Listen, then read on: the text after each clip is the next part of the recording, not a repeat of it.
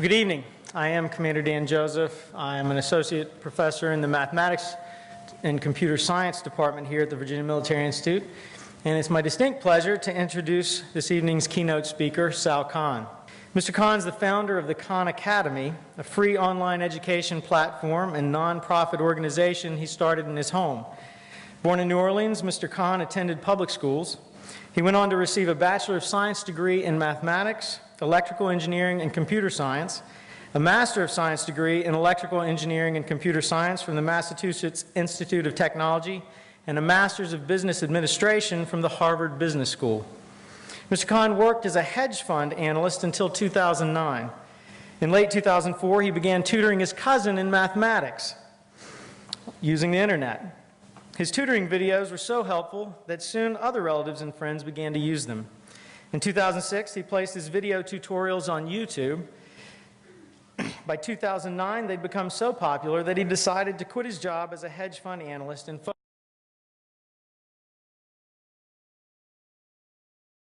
Khan Academy received the Microsoft Tech Award for Education. In 2010, Google provided $2 million to support the creation of more courses and to enable the Khan Academy to translate its core library into the world's most widely spoken languages. In 2010, Mr. Khan was listed on Fortune's annual 40 Under 40, recognizing the hottest rising stars in business. In March 2011, he was invited to speak at TED by Bill Gates, who says he uses the Khan Academy to teach his own children. In 2012, Time magazine named him as one of the 100 most influential people in the world. Mr. Khan has produced over 3,000 videos on numerous academic topics, focusing mainly on math and science. As of this month, the Khan Academy channel on YouTube has attracted nearly 400,000 subscribers. As of last Friday, the Khan Academy website had logged well over 193 million lessons delivered to people all over the world. Programs are being developed to reach the people in isolated areas of Africa and Asia. Mr. Khan describes his mission as, quote, accelerating learning for students of all ages, whoever may find it useful, end quote. He's been featured on numerous radio and television shows, including The Colbert Report, PBS NewsHour, CNN, and National Public Radio.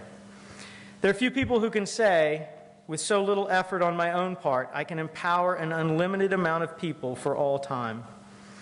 I know you're as excited as I am that Mr. Khan has agreed to take this evening out of a very, very busy schedule to be with us. After his presentation, Mr. Khan will be signing his new book, which is available in the bookstore located in the upstairs lounge of this building. I might note that the book does not come out until tomorrow, and so we have a very special opportunity here today. Please join me in giving a very warm welcome to Mr. Sal Khan.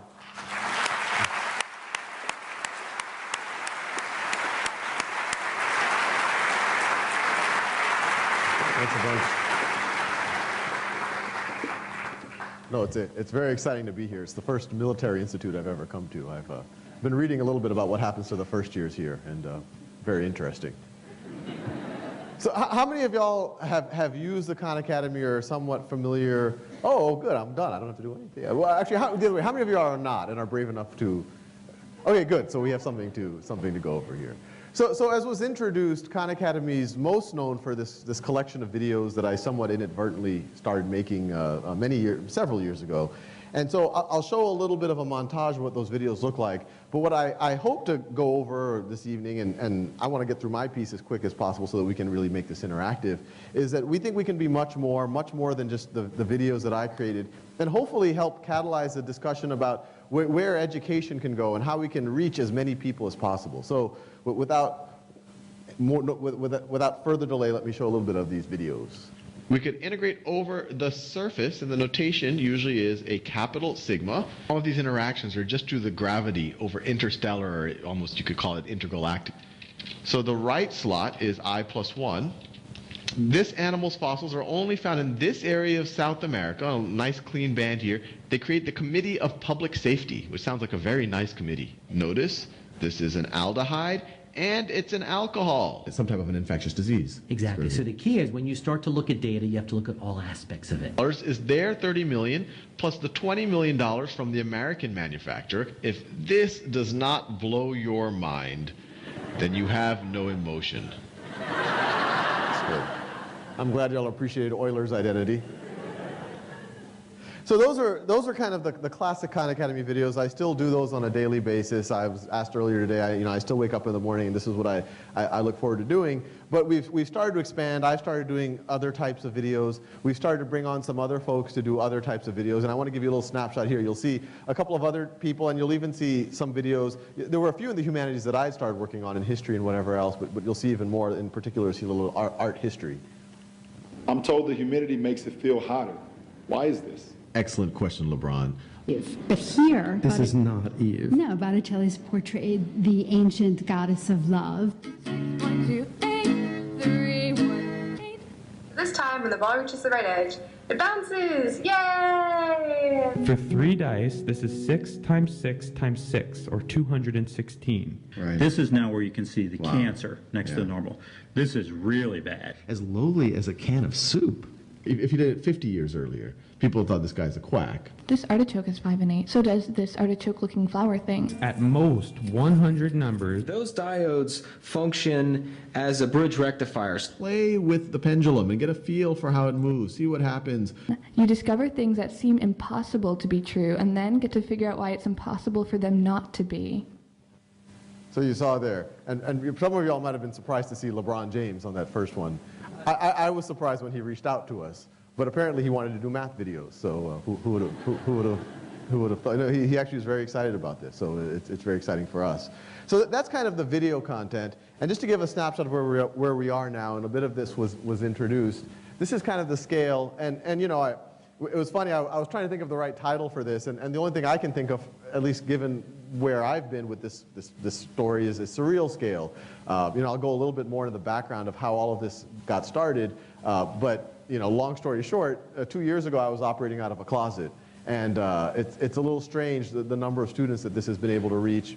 Actually, these numbers are a little bit old. This last month it's been 7 million students have been on the site. It's 20,000 classrooms have been using it. It's 216 countries. So it's exciting for us, and at the same time we feel like we're such a new organization, and this is really just the beginning. So what I want to do first is talk about what Khan Academy is today. And before I do that, just a little bit about how that the beginning. As was introduced, my background is in engineering and computer science, and after business school I ended up in investment management. And in 2004, I had just gotten married. I was in Boston at the time, and some family was visiting me from New Orleans, which is where I grew up.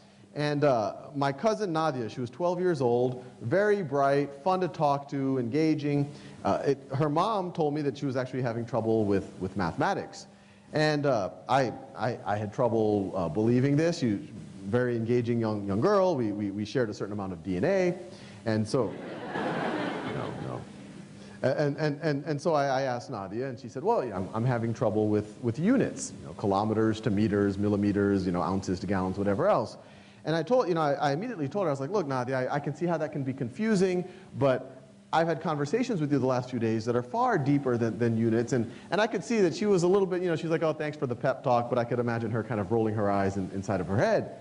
And when I saw that, I kind of took that up as a challenge. And I was like, no, let's work on this. How about when you go back to New Orleans, we'll get on the phone after work for me, after school for you, and we'll work this stuff out, as long as you agree to work with me and we figure out some way for the school to let you retake the placement test that she had bombed, and it was kind of tracking her into the slower math track. And so she agreed, and long story short, it worked out. The first few weeks were difficult. Frankly, she just psyched herself out. She was disengaged.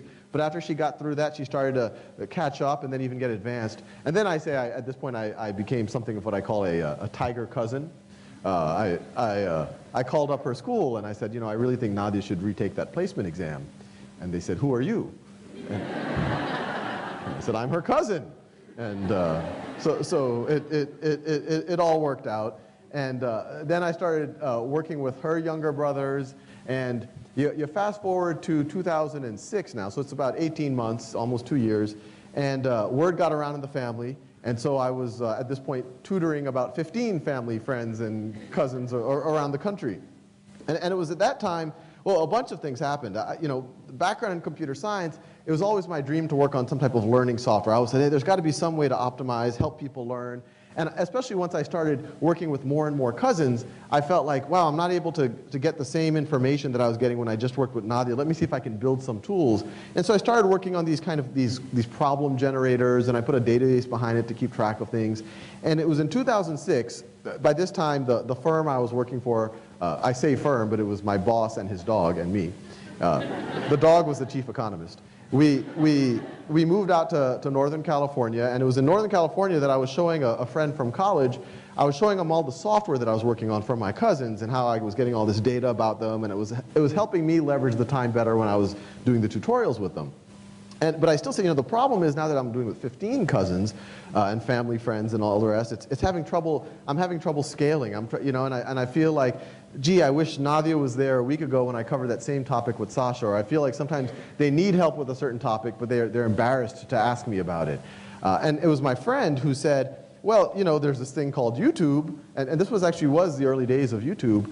And why don't you make some video tutorials and put them up there? Your cousins might find it useful. And I was immediately dismissive. I said, no. YouTube is for cats playing piano. It is not for serious mathematics. But then I went home that weekend. I got over the idea that it wasn't my idea.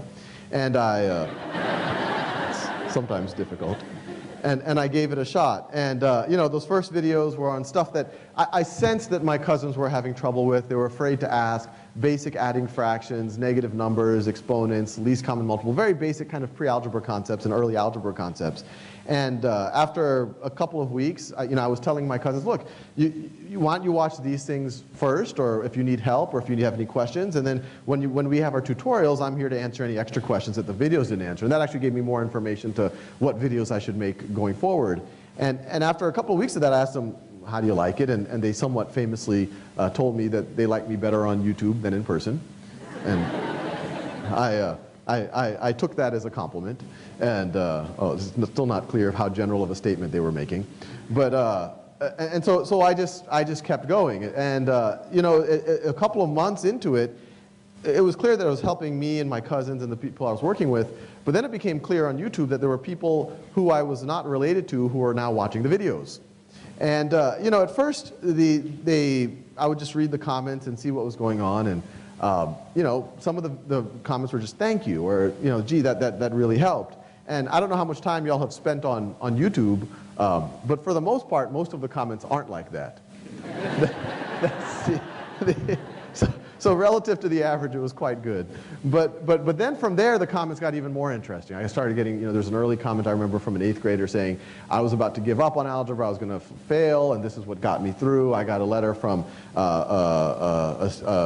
actually someone who was in the military, and they were essentially, leaving the military in their late 20s or early 30s, and they wanted to go back, and this was the only thing that allowed them to re-engage with some of the mathematics they hadn't seen in a long time.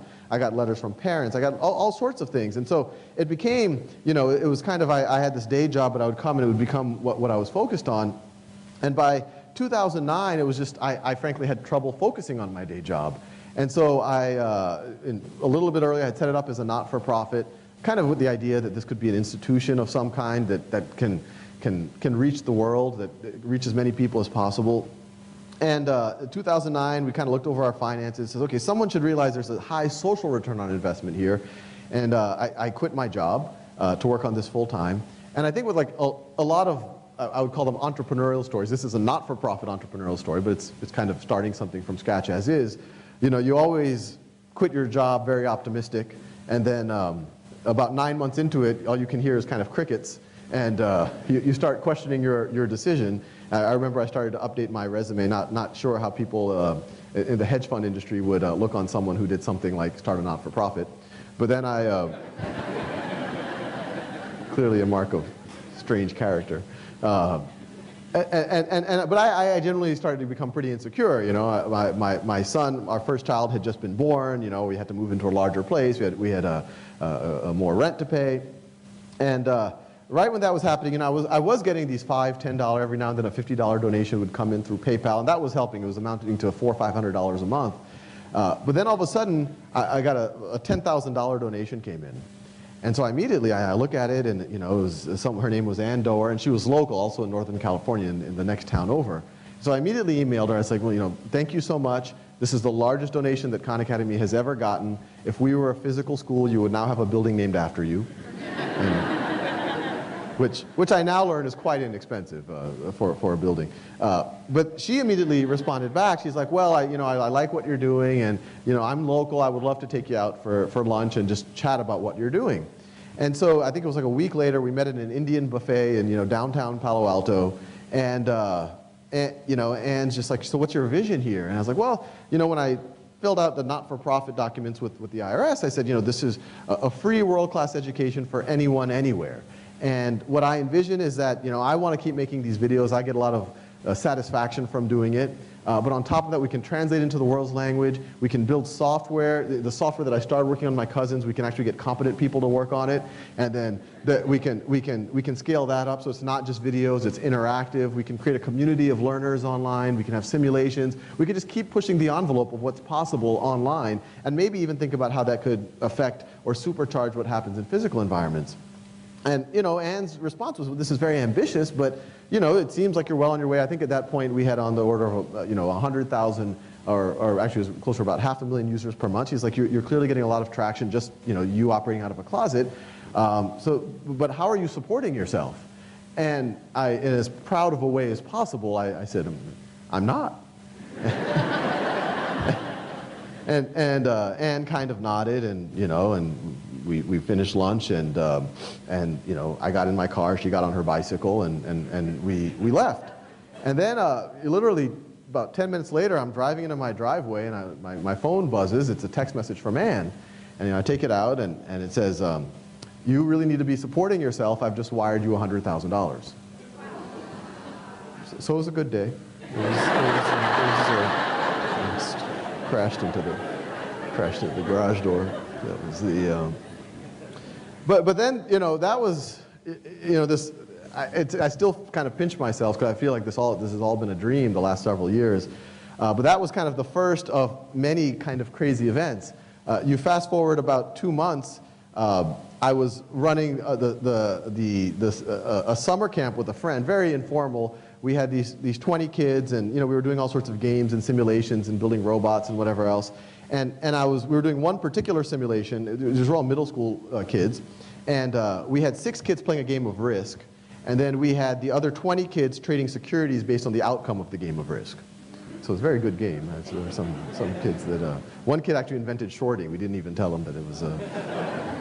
But while this was going on, and we had this kind of trading floor of middle school kids, all of a sudden I get another text message from Ann, and so you can imagine I take these very seriously now, and so she. And it was very cryptic. She starts sending a bunch of them. She's like, at Aspen, in Colorado, at Aspen Ideas Festival, Bill Gates on stage, talking about you, uses with kids, and I'm like, what is this? I mean, Bill Gates on stage, I thought maybe this was a prank or sending it to the wrong person, so I boot the nearest 7th grader off of a computer, and I start searching for, on Twitter or whatever, is there evidence that something like this is going on? And sure enough, people were already writing about it and blogging about it, that, at Aspen Ideas Festival and kind of the main 600 people, Bill Gates was on stage with Walter Isaacson, and just out of the blue starts talking about how he uses this thing called Khan Academy, his kids use it, he uses it himself, at which point I started to get a little bit nervous. Those videos were made for Nadia, not Bill Gates. But it was unbelievable. I mean, it was surreal, so to speak. And so that night, it was actually, it was like this double reality. I kind of went back to my house, back to my closet, and I was like, this thing happened out there in the universe. What do I do now? Do I call him? I suspect he's not listed, and it was like that, frankly, for the next 2 weeks. I don't know if they were trying to do some type of psychological experiment on me or something, but then all of a sudden, it was 2 weeks later, and all of a sudden my phone rings. It was a number from Seattle, And I pick it up, and it says, this is Larry Cohen. I'm Bill Gates' chief of staff, and you might have heard that Bill's a fan. And I'm like, yeah, I heard that. And he's like, if you have some time, we'd love to fly you up to Seattle and think about how we can support you.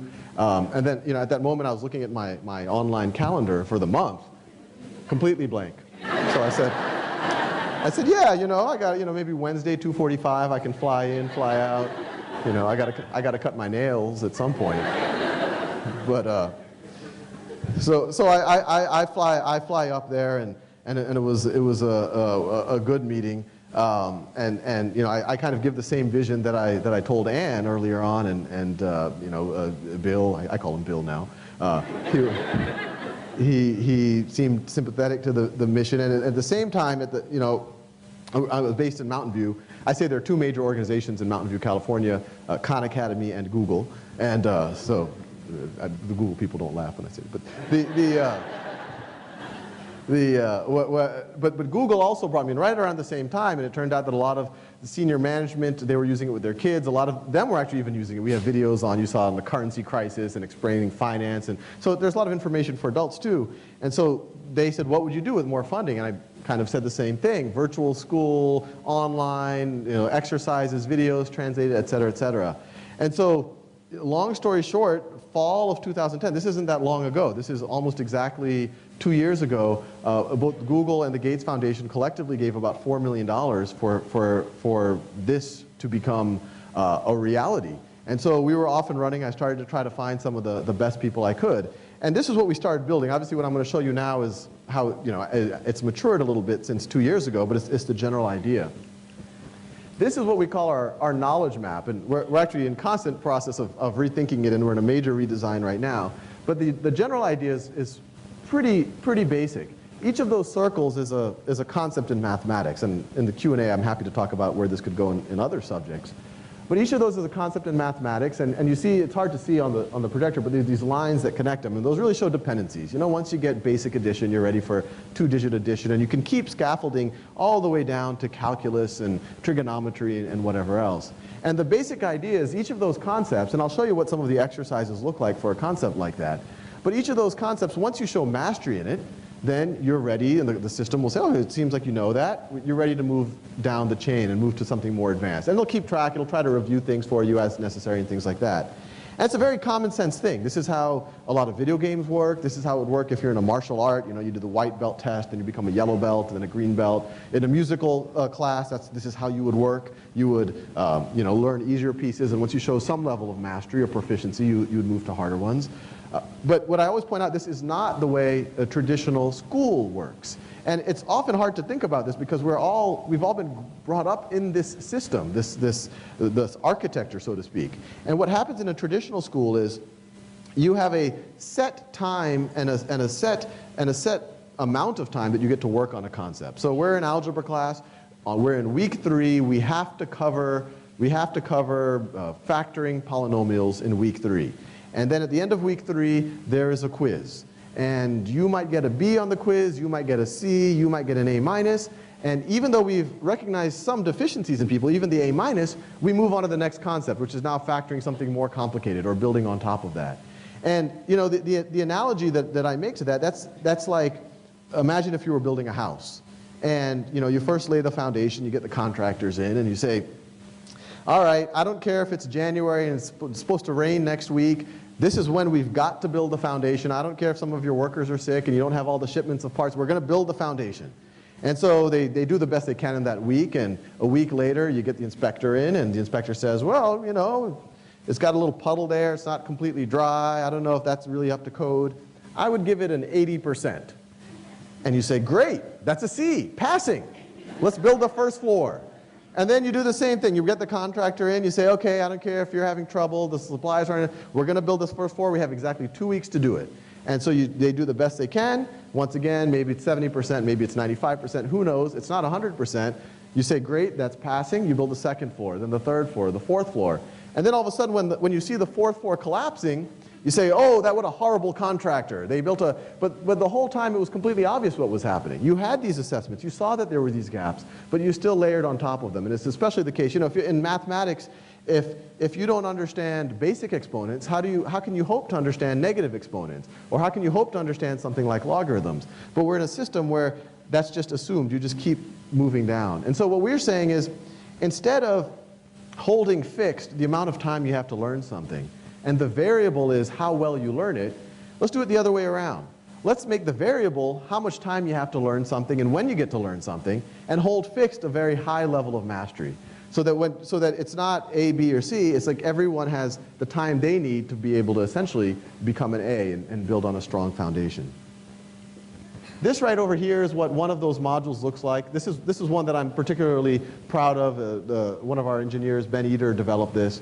And what I like about this is to get an intuition of what a derivative is. You essentially adjust the slope of the tangent line at any point, and by doing that, you're essentially plotting out the derivative. There's a video there. It'll give you feedback. And I show this, some of them are more basic, just traditional math problems, but I show that because at least it hints at where this could go, that there are things that you can do in this type of form factor that you couldn't do with a traditional chalkboard, or that you couldn't do with a traditional textbook. This right here is the computer science stuff that we recently launched. I mean, our mission here was to do, as I say, we want to keep pushing the envelope. It's not just videos, it's not just exercises. This is essentially to add kind of a computation, a lab component into it. And the direct mission of it is, engineering and computer science, they're incredibly creative fields. I mean, essentially they're fields where the whole mission is to create things that have never been created before. But a lot of times people perceive it to be a very rote subject or a very mechanical subject. And it's often taught that way too. Okay, here's a variable, set x equal to 5. Now x equals to y plus 2, and it's very reductionist. And what we wanted to do is introduce kids, and we've seen third graders use this, so that they get to experiment. And from the get-go, they get to see that there's an art to computer science. And what I say is, the goal here was to, one, encourage girls into computer science, because I think a lot of them shy away from it, for a whole set of reasons, but also the other 95% of boys. That there's this entire gap, and I think if more people realize the creativity there, then there could be some interesting things. And we're also going to be using this whole environment to do physics labs and chemistry labs, so that students can experiment with things, and then tweak the code so they can make the models more accurate or whatever else. When I started all this, obviously it was kind of a supplemental thing. All of these, millions of people who are using it were obviously enrolled, or most of them were enrolled in another school. There were actually a lot of homeschoolers who were using it as well. And I had kind of dreamed one day this might be used in a school of some kind. And it all kind of came together that fall of 2010, about 2 years ago, right when a lot of press came out with the Bill Gates and Google, and we were getting this funding. And right when that happened, a local school district, Los Altos, came to us and said, well, we've heard about what you're doing. We'd love to meet and chat about how we could work together. And we went over there, and it was me, and I brought another buddy over from school. We were only 2 people at this point. They said, what would you do with a 5th grade class? And we said, well, we would have every student working at their own pace. We would give the teacher as much data as possible. And instead of the classroom being based on kind of this one pace fits all and this kind of set schedule that we just talked about, let's do it the other way around. Let's have the teacher get the data and then do very focused interventions. So instead of, the student to teacher ratio is important, but even better, let's optimize the student to valuable time with the teacher ratio. And so we were kind of caught off guard. They were like, that sounds great, and they wanted to do a pilot for a classroom. So we started up, and now they've expanded well beyond that. And here are some of the dashboards that the teachers looked at. And so each row here is one of the students in a class. Each column there is one of those concepts that you saw in that original knowledge map. And the general idea is green is a student has shown proficiency on it. Blue means they're working on it, but no need to worry. And red means that they seem stuck right now. And so what we saw emerging, and all of this was spec'd out by teachers, feedback from teachers, these teachers were closely working with our development team, is the teacher can say, okay, so-and-so is having trouble with exponents 3. I could either do a very focused intervention with that student, let everyone else continue working, or even better, maybe I can get one of these other students who've shown proficiency to be the first line of attack, to help explain it to their peer. And by doing that, they're going to build probably even more important skills than exponents 3. They're going to learn empathy. They're going to learn to communicate. They're going to learn to, when you teach a subject, you learn it yourself that much deeper.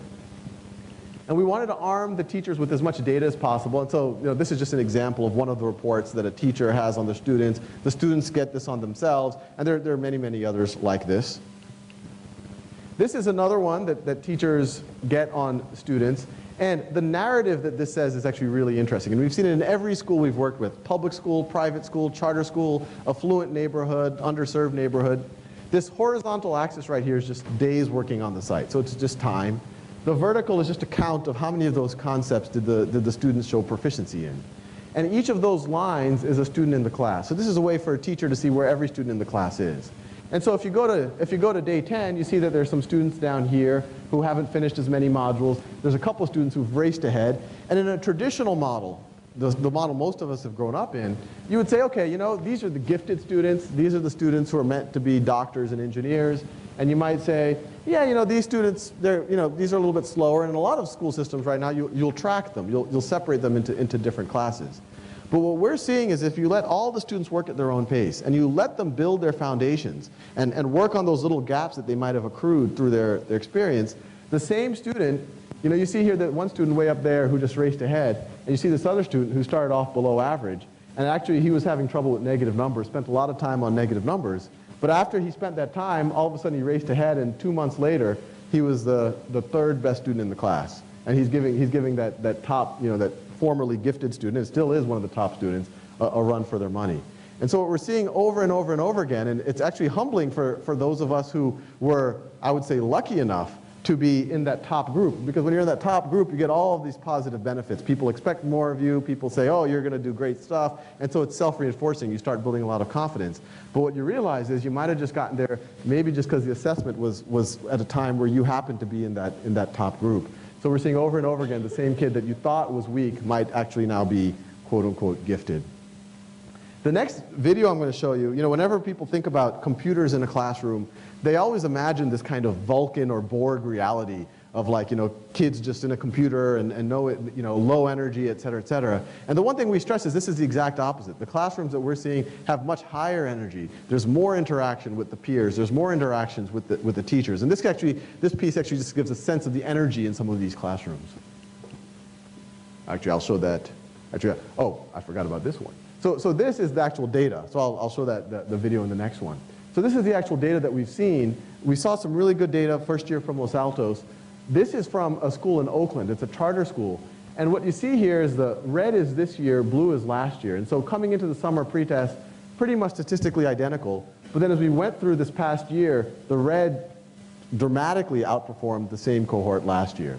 And if you look at the number of students who are performing at a high level, it's almost an order of magnitude difference. And the really interesting thing we heard from the principal and the teacher at that school is, it's great that the students were able to get more practice. It's great that they were able to get these videos in case they had trouble. It kind of helped, it helped supercharge what the teacher could do on their own, allowed them to really differentiate instruction. But what they really saw that they thought was powerful was just the attitudinal changes in the students. That in a traditional environment, the kids are sometimes they're almost taught to be passive, or they're disengaged, and they won't engage in something. If it takes them more than 5 seconds, they're like, I don't know how to do it.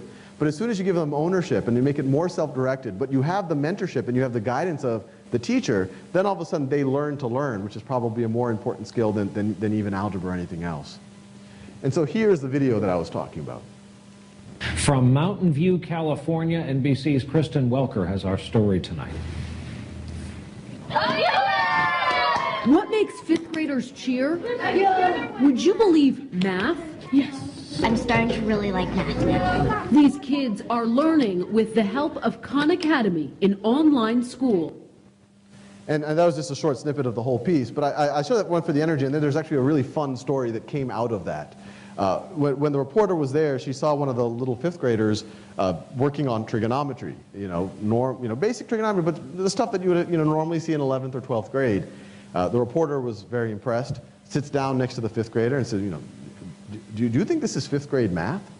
And then the girl got a very mischievous look on her face and she says, no, I think it's sixth grade. She's in for a pleasant surprise, I think. So that's, and this kind of happened out of the blue. We always thought of Khan Academy as this thing that would be for anyone, anywhere, and it's been actually amazing for us. It's being used in classrooms in this way. But we can't really kind of forget, or we always have to remind ourselves that that's not the only place. That there are these people all over the world, some people who are not in formal school systems who before were struggling, and if you just give them a few tools, they have the potential to go who knows where. And that this is what this next video shows. My name is Mark Halberstadt. Growing up, I was really always a C student. I pretty much thought that the only thing I was good enough to do in college was major in music. But I sort of almost felt that it was more I was getting it because I was terrible at everything else. Really what I wanted to do was electrical engineering. And the last thing that I remember completely not getting was Trig Identities.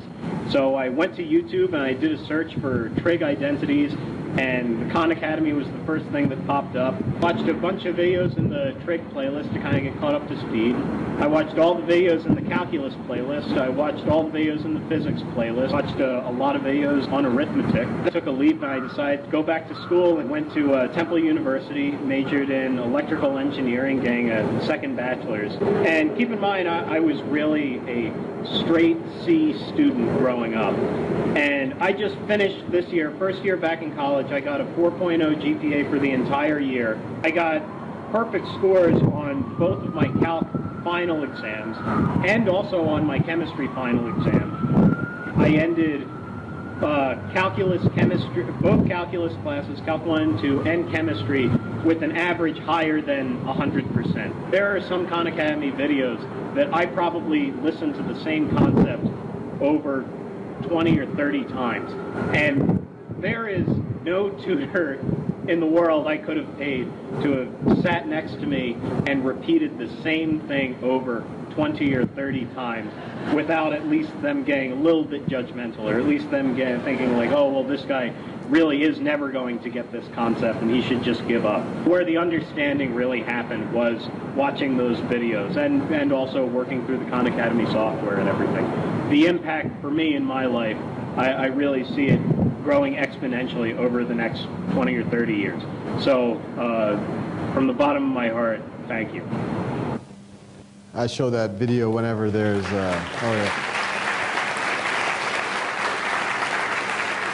No, the job market for computer scientists is very tight here, and we're always trying to hire as many as we can. And so whenever we get a good candidate who has job offers from Google and Facebook and wherever else, I just show them that video. And if their heart's in the right place, it should close the deal. Otherwise, we don't want them anyway. But anyway. So you know, everything I've shown so far has been essentially the world we live in. It's the U.S. or it's the developed world. But you know, as important as this might be for Mark Halberstadt or it might be for the kids in Oakland, you could imagine what the implications could be for kids who have nothing, for kids who are in the developing world. One, there tends to not be resources. Even if there are resources, they're not blessed having teachers like some of y'all in this room who are there to teach them. Even if there are teachers, they might not have the expertise in algebra or trigonometry or whatever else. And then they have huge other issues with absenteeism, and these kids, you know, some of them aren't eating, et cetera, et cetera. And so, you know, this is something that we've kept pushing off because we just like, oh, we just want to make sure we get it right in English, we get it right in North America, and then eventually it'll go the rest of the world. But it's kind of been getting pulled from us.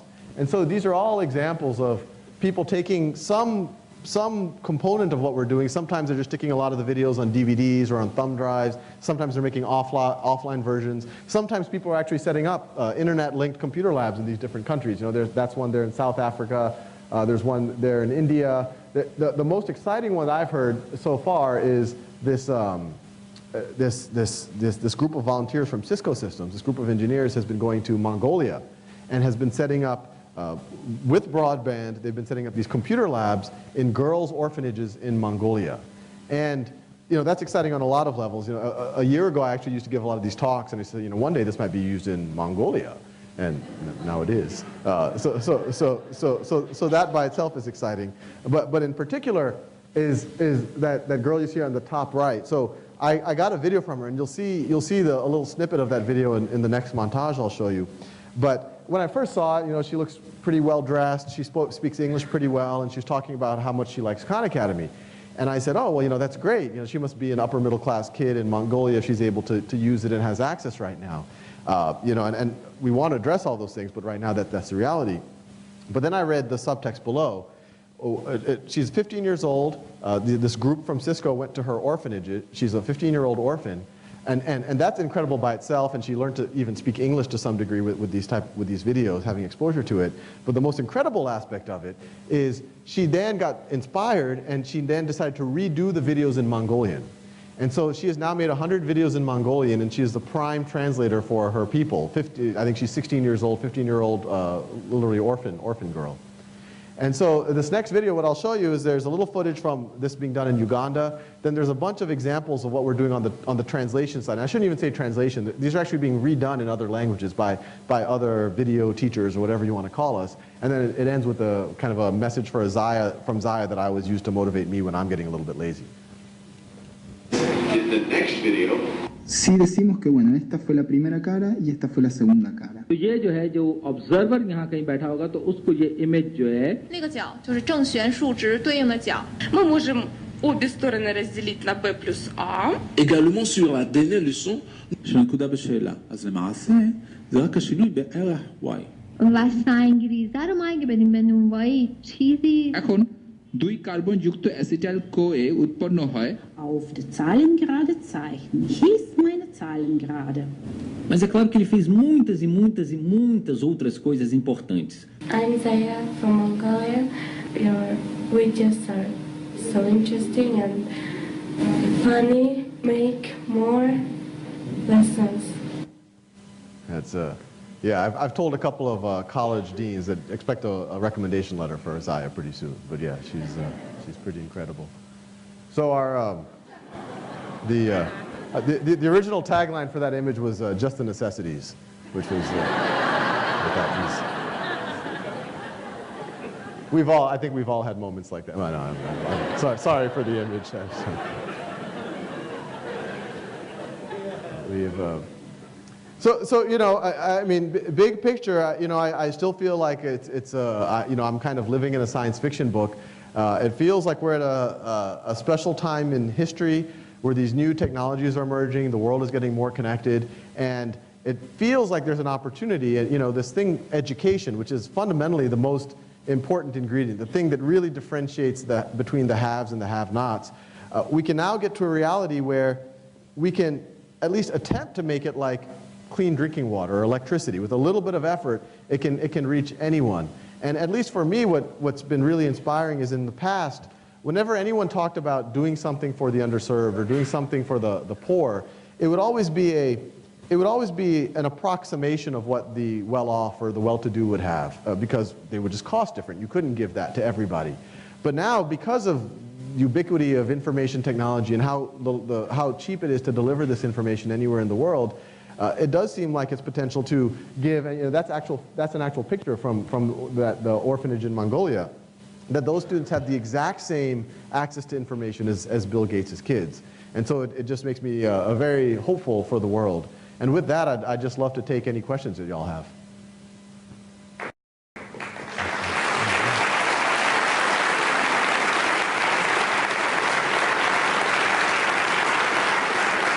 Any right over here?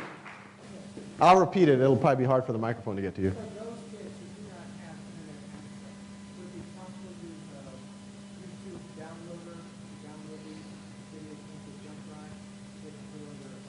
Yeah. So the question is, for those who do not have internet access, and the particular question is it possible to use a YouTube downloader, put it on a thumb drive or something so they can use it on their home computer? And I guess the general question is what to do if someone does not have access.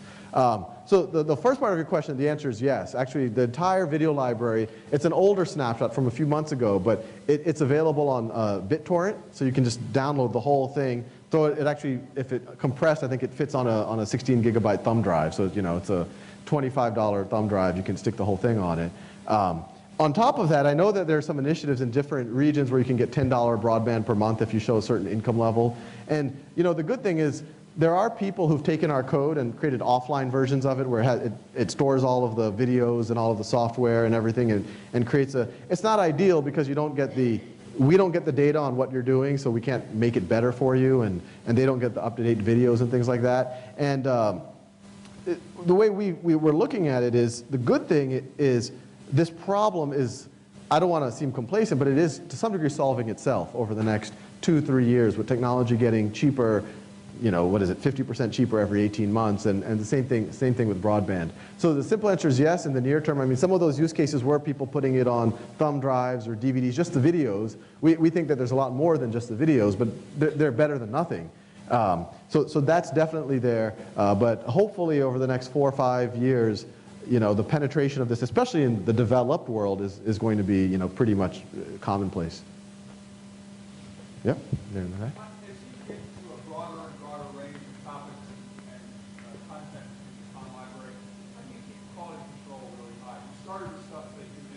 Yeah. Yeah. It's even a presumption to say that I knew that first stuff, but that's no, it's an interesting question. It's one that we think a lot about. So there's a couple of dimensions there. So one, there's just the quality control. I mean, even on the stuff that I know, I make mistakes. There could be, you know, I might say something in one way and it just might not be clear to people, et cetera, et cetera.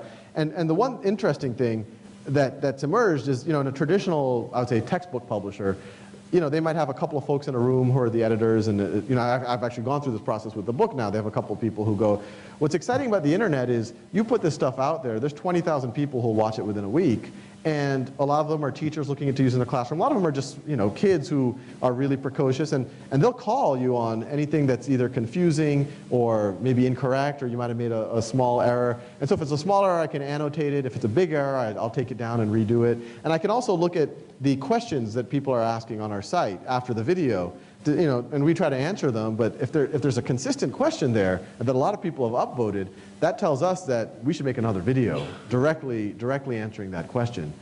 In terms of how broad this could be, I mean, there's topics that there's a lot of topics that I do not know, and even the other 4 or 5 people that we have in the organization now making videos that they don't know. How do we address that? There's a couple of things. We actually, as we speak, we're having a, I guess you could call it a contest with YouTube, where we're calling it the next EDU Guru, where we've encouraged people in any field, whether it's music or history or quantum physics, to try to make 5-6 videos, submit them, and hopefully we'll discover more people who have, you know, there's a lot of content out there. You could actually find content on anything already on YouTube or on the internet. But we wanted to find people who have kind of the same sensibilities. They're conversational, they're respectful, they clearly have deep subject matter expertise, and there's a certain fun to what they're doing. Hopefully we discover people that way. We are out there looking, you know, we're at how we can scale the process, we can get other people involved. And on top of that, one of the features that we're working on, you know, this started, or to some degree started a lot with my videos, and then we, you know, now we're a 36-person organization. 20 of those people are software engineers. So they've been building this pretty powerful software platform, and, you know, and tools for me to curate my stuff and things like that. And so our goal over the next 6 months is to open the tools up so that anyone can create their own tutorials. If you're an expert on quantum physics, or you're an expert on gardening, who knows what it might be, you can make a tutorial on that. And I think the way we're going to handle it, because one of the reasons why I think people like Khan Academy is that there's a trust that grows. There's a certain, like, oh, well, you know, got me through algebra, maybe it'll help with trigonometry. Oh, that worked. Okay, let me try it with calculus or physics, whatever else.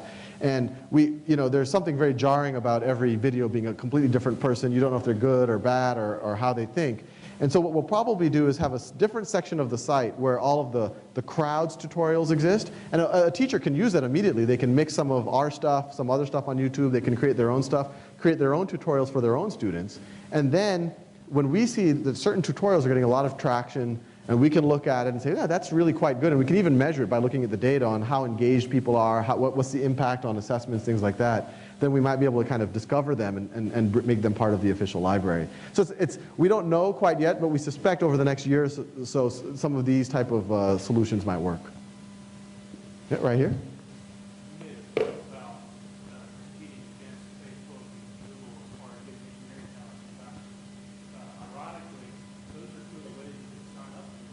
Yeah.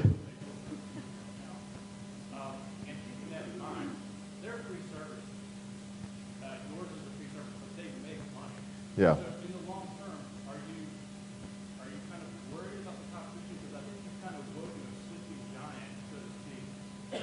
Pearson went to all of these publishers now are saying, we've got to change our models. Look what Khan Academy has done. I'm just worried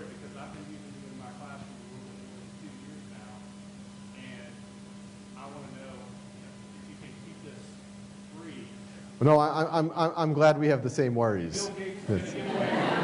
Yeah, no. And for those of y'all who might have not heard, the gist of it was, you know, we're not for profit, which means no one owns Khan Academy, and the other thing is we're free, and those things are, I could go into, you know, not for profit means no one owns us. In theory, you could charge, but that's also part of our mission to make it free.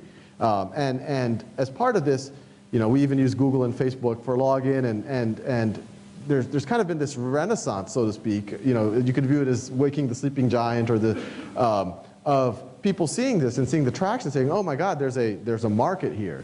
And so there has been a lot of for-profit companies, venture-backed companies that are entering in the space. And it, you know, just personally, that is what I'm paranoid about. You know, I'm so to speak living the dream. I've never had more fun in my life, and I just hope that in 5 or 10 years people don't say, "Oh, remember that Khan Academy thing? That was really nice. You know, he had some good ideas, but yeah, boy, just Pearson kicked his ass." That is something and you know, the way we think about it, and you bring up another point too, that how are we going to support ourselves? I mean, you know, we've kind of put ourselves in a corner by saying a free world-class education. And the things we're thinking about, and we're exploring it heavily, obviously we're going to continue to make the case to donors that, look, this is, show us where you can get a higher social return on investment. And so hopefully there's a lot of philanthropy in the education world, so hopefully they continue. And donors of all sizes, I will point out, so for all of y'all in the room. But then on top of that, I think there's other things that we can do. We can license our content to other for-profits. So there is a for-profit company that is licensing our content. That's giving us a nice revenue stream. There are corporations that might want to use our tools to do corporate training. And so, yeah, use that, and we'll be happy to charge you for it. So we're looking at ways, but that's you've exactly hit on the problem that keeps me up at night. I have a question. Oh, yes. I'm a professor in the math department at Christopher University, and I was wondering if there's ever any opportunities for students and professors to go out to orphanages in other countries to help with social work and volunteer work. Yeah, you know, and that's an interesting idea. You know, we never thought about, to some degree, organizing that through us. What's been happening so far is we've had these other groups come to us and say, "Hey, we've taken your content, we've taken it to Mongolia, here's some pictures of it," and we get excited about it, and we want to work with them more. But I could imagine that if they were reached out to, and, you know, actually I share my email with everyone just so that everyone has low expectations about my ability to respond. But they... But you know, I'm really good at forwarding emails. And so I'd be happy if people are interested to forward it to the folks who are doing the work. And there's actually, I would say, 5 or 6 groups that we've worked with, in the group in Mongolia, there's a group in Africa, there's groups doing it in inner city in the United States. And so, yeah, I'd be happy to get you in touch with them. I would imagine that they would love that type of interest. I have another question up here. Oh, yes. Oh, very good. I'm a STEM program specialist in Georgia, so I'm a little bit out of my state zone here, but we do a lot of flipped classroom. How does Khan Academy fit into that, or how do you see that working? Because I know a lot of our teachers love it, but they usually use it in class. They're not sending it to home with this flipped model. Yeah, so this flipped model is a really interesting thing. You know, I gave a TED talk 18 months ago, and that's where kind of a lot of the meta level of ideas of Khan Academy got out there.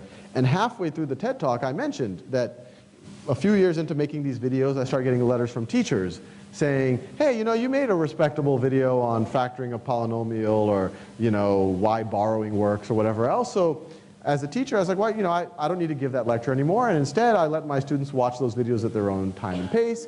And when we go to class, we can do problem solving together, so that the peers have me to work with, they have their peers to work with. Very similar model to actually what I was initially doing with my cousins when I first made those first few videos. And, you know, I said, you know, they flipped it. And this idea of flipping existed before, and it's this idea that what is traditionally homework, which is the problem solving, you now do in the classroom, and what is traditionally classwork, or a good part of classwork, which is lectures and things like that, you can now do at your own time and pace. And I kind of bring that up as kind of an intermediary thing, something that just happened. And I think just that, and I'm very clear, I didn't think of that. People have been doing it for many years, but I think the fact that there was now this big video library helped catalyze some of that, or make it a little bit easier to do. that by itself, I think, is good. Because now, instead of 30 people in a room or 25 people in a room and there's no interaction, now all of a sudden you can make that a deeply interactive experience. And traditionally students, they're at home. I think the reason why most students get disengaged, why they don't do their homework, is that they're just having trouble with it, they're just getting frustrated with it. Most people do want to learn. And so now when they're doing the problem solving, they get to do it in class and they have their peers around, they have the teacher around. And some people say, well, some kids didn't do homework, what makes you think they're going to watch lectures? And what I point out, yeah, maybe they won't, and that's okay. But what you want to make sure is that they get the problem solving, because that's where really the learning happens. With that said, I don't think the flip gets us as far as we can potentially go. The flip is making, within the confines of this model, where we all, on week 3 we cover parabolas, and on week 4 we cover systems of equations. Within that context we're talking about, the flip does make the classroom more interactive. One thing that we're trying to work with schools and explore what's possible is, can we move to a world that's self-paced, where students that are working, and it could be at school, it could be in the computer lab, it could be on the bus, it could be at home, they're doing exercises, they're doing videos, whenever it suits them, and that the teachers and mentors and other students get feedback on when that student needs help, and they can intervene, and they also have time to do projects and whatever else. And there we've seen some interesting things, because as soon as you open that up, you make the self-paced reality, when the classroom isn't based on lecture, you can now start to kind of revert back to kind of the good aspects of the one-room schoolhouse, where you have multi-age groups. Older students can help take responsibility for some of the younger students. You don't have people being pushed forward kind of artificially as they have these gaps in their knowledge. So my general sense is the video library is there if people kind of want to flip. Our ideal, or the ones that we've gotten most excited about, are the ones where for some part, I would definitely not say the entire class, I would say maybe 20% of class, students are working through the exercises and the videos, and they're doing maybe some at home. And the one thing I would say, it should never be kind of forced. It should be, or in that you have to finish systems of equations by tomorrow. That kind of ruins the taking ownership of it. It should be progress at your own pace, and I'm going to be your coach and try to push you forward and make you the kind of a better version of yourself. And if you do that, we've seen some pretty powerful things in classrooms. One, just relationships between teachers and students getting much better and much stronger and more camaraderie. And the really powerful thing is we've seen students really step up and help their peers. I mean, the one thing I tell people as an employer now is, it's nice if someone knows algebra, and it's nice if someone knows calculus and physics and all of that, good SAT score, whatever. But what I'm really looking for is someone who's capable of taking their time to help their peer, has the empathy to help their peer, and actually has a subject matter expertise so that they can explain something really well and not just be able to do it on an exam. So that's our general view. We're still exploring, though, and we love to hear from teachers about what's working and what's not. A question right here. First ground floor down here. Oh, yes, down here. Yes. 2 quick ones. First is your comp sci demonstration up there I hadn't seen before, where the kids can alter the shape. Reminded me of the Code Academy, and I was wondering how much the Khan Academy organization finds stuff that works well and tries to pull in and maybe, use what other organizations are doing well to benefit you guys. And the second is, because the material you provide is so great and it's free, which is amazing, do you have any plans, or are you currently doing anything to kind of market it, like to get it out there so that more people know about it? Yeah, so the first question, we're constantly scanning whenever we see anything that's interesting or good, we think about, hey, can we bring that to more people?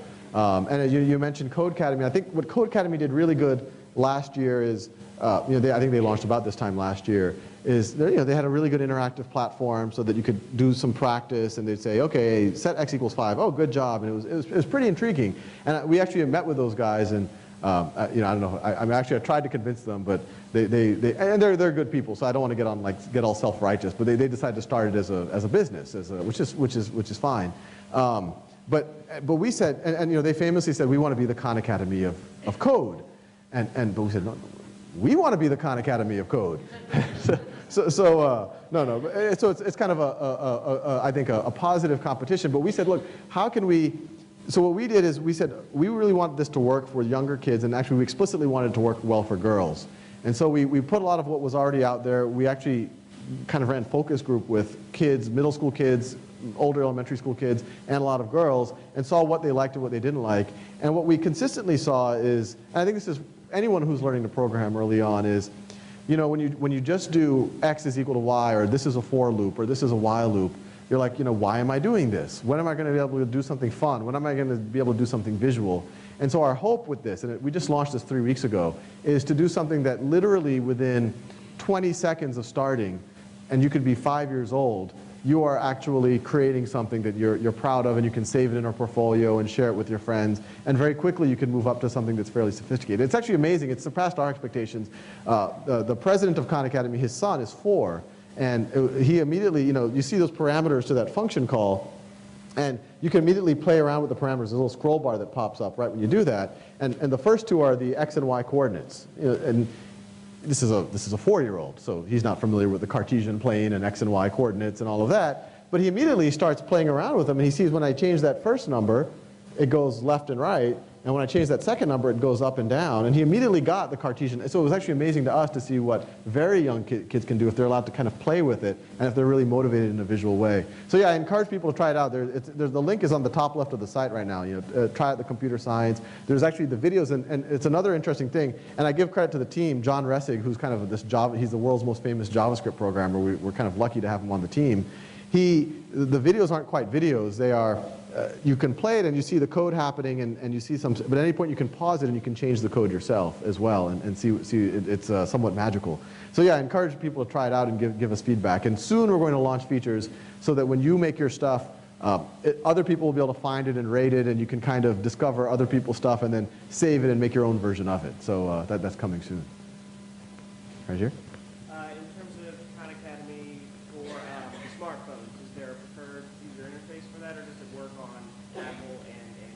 So the question is about Khan Academy on smartphones and maybe just mobile devices of any kind.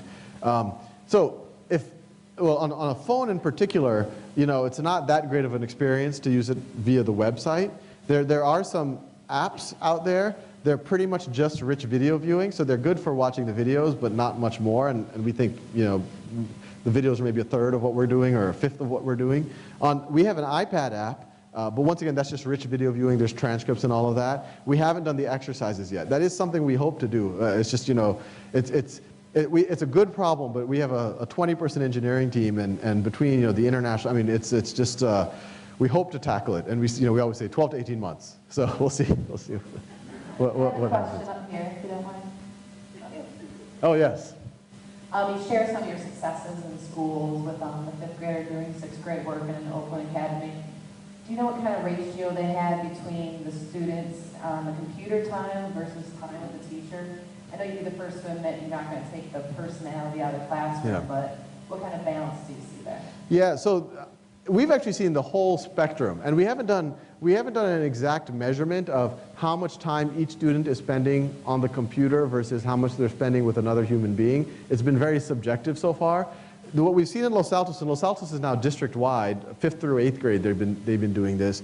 I would say it's about 20% kind of con time, whatever you want to call that, and that 20, you know, some classes is 30%, depending where they are in the year, it might go up and down. That isn't pure computer time, and we push them as much as possible to make it as interactive as possible. So even that time, that 20 or 30%, is still the teacher is sitting down next to students, working with them, taking a small group aside and doing a very focused intervention. Students are going up to the whiteboard and saying, this is what I have trouble with, this is what I know how to do, and they're going and doing peer tutoring. So even that 20, 30%, we encourage it not to be pure computer time. We want to see a lot of students walking around with the teacher helping each other. There in the back.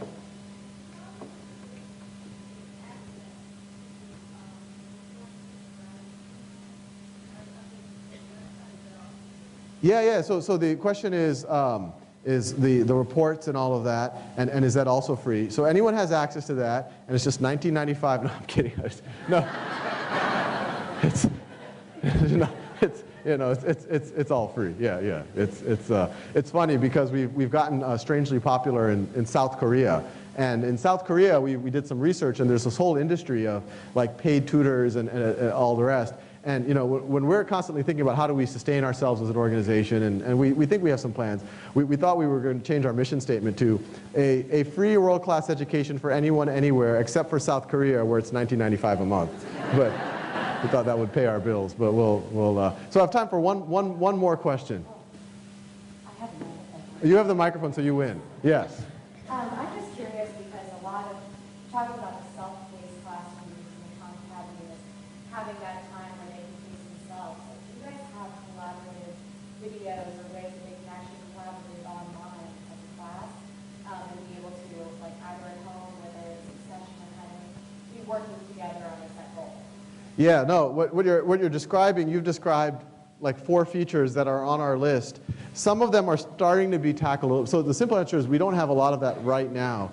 We do have community broader. So if a student is having, you know, they watch a video or they're doing something and they're a little confused by what happens in the video at minute 3, they can ask a question. We do have a pretty good community of people who'll go there and answer that question. It's a shockingly respectful community, even better than YouTube.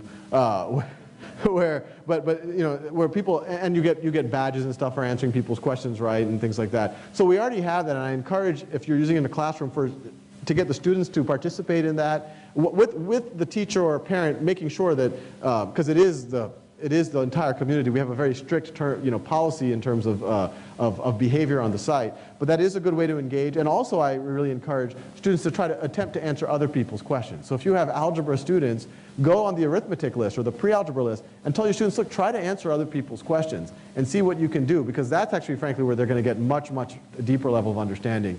What I think you're describing is message boards and communication within a school cohort. So within what we call them a coach or a teacher's cohort.